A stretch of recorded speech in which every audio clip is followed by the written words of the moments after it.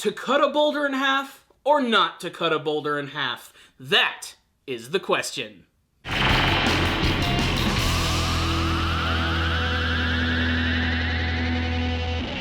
Kimetsu no Yaiba returns for an epic training episode, which if you have a favorite montage song, set it to just about any scene in this episode and it'll immediately make it 10 times better. That being said, I thought this was a really fantastic episode of Kimetsu no Yaiba, and I'm glad that this is a character that didn't immediately become strong overnight. A lot of the times in these anime series, when the main character has a goal, they have to get strong really, really fast. And it almost seems like it's not very rewarding when they're instantly given like an easy path to becoming a super powerful character.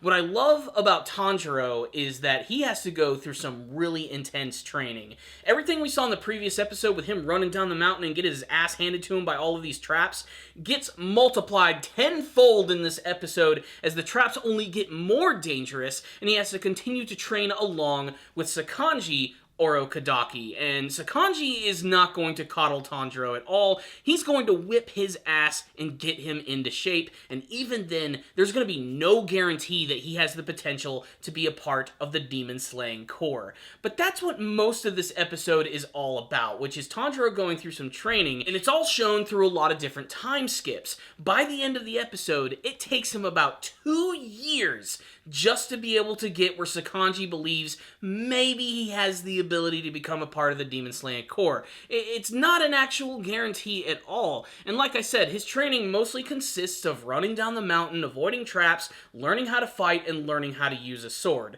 It's one thing to run down the mountain and avoid these traps, it's something else entirely to be able to do it with a sword in your hands. He basically has to train himself in so many different ways in order to become a proper Demon Slayer, and that's when Sakonji gives him his final test. One that he's not going to help him out on at all. Basically, he's taught him everything that he can, and his final goal is going to be able to cut a giant boulder in half. Which seems, of course, impossible. There's no way that a normal katana sword will be able to destroy a boulder with one swing, and at first, it is impossible. Tanjiro cannot do it at all, and he continues to train and try to get stronger, and over the course of nearly 2 years, he still can't pull it off. That is until eventually he gets some brand new training from 2 new characters, Sabito and Makomo. These are 2 former students of Sakonji who have somehow managed to become superhuman demon slayers, and they themselves do seem to have the ability to actually cut this boulder in half. And that's because not only have they trained their body, but they trained their mind as well. They've also mastered a technique which is like an extreme form of concentrating while you're breathing, which basically allows your blood flow to intensify throughout your entire body, basically giving you the strength of a demon. This is something that Tanjiro has had a really tough time in learning because 1, he's working up in the mountains where the air is incredibly thin, and 2, he's never really been much of a fighter before, so he's going to have to basically completely transform everything about himself. And when he meets these 2 characters, at first Sabito decides to challenge him to a sword fight, and Tanjiro is actually using a regular sword. And Sabito is using a wooden bokken sword, so he's extremely confident in his abilities, and they have a couple of sparring matches which are incredibly intensely animated, which I really love. I especially love this one scene where Sabito manages to take him out by swinging his sword upward and jacking him right in the jaw. It looks incredibly painful, and after a couple of beatings, Sabito decides to abandon him. That's when they're introducing us to the character of Makomo, this super cute girl who's definitely a lot more lenient in her training and desperately seems to want to be able to help out Tanjiro. Of course, it still takes a lot of time, but eventually he gets strong enough to have one more match with Sabito, which ends in 1 hit. This is how much stronger Tanjiro has actually come within this time, where they charge at each other, he slices his sword once, and it cuts this dude's mask in half, revealing his face for the first time. And rather than being upset or mad, Sabito seems to be really happy. It's almost as if Sabito and Makomo really want Tanjiro to succeed, as if they're somehow stuck here in some way. They want him to go out into the world and make a change in fighting against these demons and saving his sister. What's also really cool and symbolic about this episode is that not only does he cut this guy's mask in half, but he manages to cut the boulder. We don't really get to see it really happen, but damn, it looks cool. So what's the rundown on this episode of Kimetsu no Yaiba? Yes, this is another fantastic episode of the series, which has incredible production value and amazing atmosphere. I don't know what it is about this show, but it just completely sucks me in. It's not even really doing anything all that new, it's just what it's doing is doing really well. The actual battle scenes towards the second half of the episode with Sabito and Tanjiro was really impressive. I love the way that they animated them swinging their swords, blocking each other's attacks, watching Sabito bounce around the trees at like the speed of light was really freaking incredible. I especially love the designs of those two characters. I love that they wear these fox masks. It kind of makes them look like ninja. It's really freaking awesome, and that makes perfect sense. They're kind of sort of emulating their master, Sakonji Urokodaki, someone that they seem to very much respect in many ways. I can't wait to learn why this is. Maybe they're very much like Tanjiro, where they were orphan children who were taken in by him and trained to be demon slayers, or to at least be able to protect themselves from the evil of the world, and that's why they sort of emulate his overall style, fighting style, and look. I really do love all of that. Another interesting detail is that apparently Nezuko, Tanjiro's sister, is just been asleep for like a very long period of time and doesn't seem to be getting up at all. I don't know if this has something to do with the fact that she is now half demon, or there's some sort of spell that's been placed on her. Basically, she's just been in stasis for the last 2 years while Tanjiro has done his training. My theory is when he returns and he's fully powered up now and ready to join the Demon Slayer Corps, that he's probably going to be able to wake her up and bring her along. They also managed to build them up a little bit at the very beginning of the episode, talking about how they've existed for a long period of time. They seem to exist outside of the actual government of Japan, and they don't even seem to have a discernible leader. There is someone who actually is in charge of the Demon Slayer Corps, but no one really knows who they are. That's another really cool thing that's going to add an element of mystery to the series, and I really can't wait to see how all that's going to work in the next major arc of the series. But again, my favorite thing about this episode is that Tanjiro just didn't have all of this power just given to him on a silver platter. He had to work his ass off for it. 2 years. The character has already aged. He has already changed. He still pretty much looks almost exactly the same, except by the end of the episode he has long flowing hair, which, if the intro is any indication, he's probably going to get another haircut. But it was a great symbolic moment to show how much he's changed and how much he's grown during that scene. Especially, of course, the splitting of Sabito's mask and the splitting of the giant boulder. Everything just really worked really well during that scene. So, I loved this episode of Kimetsu no Yaiba, and I cannot suggest this series enough for people to watch.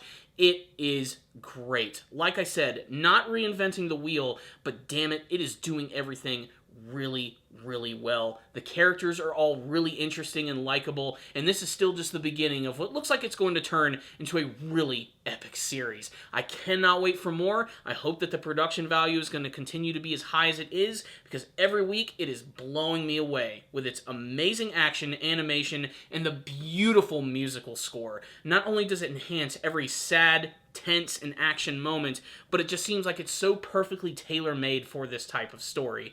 Really, every element of Kimetsu no Yaiba, in my humble opinion, is being done on a really high scale, and that's why you guys need to check it out. I'm giving the episode a 5 out of 5. I loved it. Love to get your thoughts about it. You can tell me all of them in the comment section below. If you guys did watch the episode, what did you think of Tanjiro's very intense training, his battles with Sabito? What do you think about those two characters? Are they actually members of the Demon Slayer Corps, or are they something else entirely? What do you hope to see from the rest of the series? Let's have a discussion about this episode and more of Kimetsu no Yaiba. Hey guys, I actually didn't have an opportunity to get my edit of the last episode reviewed, so I'm going to go ahead and just talk about this episode right here, which is a continuation of the story of Tanjiro going through his training and getting ready to go to the Demon Slayer Corps so that he can go through this massive test. For people who like shows like Naruto or Hunter x Hunter, this is going to seem very similar. This is basically the exam arc of the series, except that this one is going to have much higher stakes. Basically, Tanjiro is going to go to this mysterious mountain, which is surrounded by all of these beautiful flowers, which are supposed to ward off demons. However, they're going to travel deeper into the mountains where these flowers do not exist, and this entire exam center is going to be filled with blood-thirsty demons, and they have to actually survive for a number of days. I believe it's 7 days against all of these monsters, and the entire goal is just to survive. Now, what's really great here is that this is basically going to be an excuse to introduce a lot of new characters. When Tanjiro actually arrives to this location for the very first time, we see a lot of these very distinctive character designs and characters we actually see in the intro. The intro indicates, of course, that they're going to be important, and I'm sure this arc is going to basically introduce all of them and show what their special abilities are going to be, but this episode did a great job of showing what Tanjiro's fighting style is going to be like, and visually speaking, oh my God, does it look so freaking awesome. Basically, he's using like a water-style technique that he imbues with the power of his sword. In fact, they also go over the fact that the swords in the series are specifically designed to kill demons, and you have to kill them by decapitating them. But Tanjiro is able to combine this with his water abilities, and you see a lot of that imagery in the intro. I thought that that was just an aesthetic to sort of make things look cooler in the intro, but no, it actually happens. Like, every time he swings his sword or does like a big attack, all of this water just surrounds it, and it kind of looks like this like really thick black line painting going around it. Kind of like if you look like at a Japanese painting, it has that feeling to it, and it just creates this really cool effect when he's actually cutting through demons, and he even has signature attacks. Like, he can create this one like giant wheel that just like cuts through enemies. It looks really freaking cool. I also love that he also has his very own fox mask. This is just like Urokodaki, as well as the two students, Makomo and Sabito. It is also confirmed that both Makomo and Sabito are also ghosts. They're actually dead. They're actually people who went through this exam and were killed by this massive demon that Tanjiro ends up fighting in this episode. When Urokodaki learns about this, he's pretty freaked out. He has no idea how Tanjiro has the ability to communicate with these dead people, these ghosts. You can tell that it sort of shakes him a little bit and pushes him aback. It also shows that Tanjiro seems to have some sort of special ability to be able to communicate with either ghosts or things from like another realm of some sorts. Again, adding a nice little dimension to his character that is making him unique, aside from being just the stereotypical shonen protagonist underdog. But most of this episode is just watching him run through this big arena area and fighting against monsters. Like I said, an excuse to see his attack, and also fight against this one massive demon, which has a really great design. This like giant creature, which is consisting of all of these arms wrapping around its body, which can twist and contort and transform into other arms and fire off like tendrils.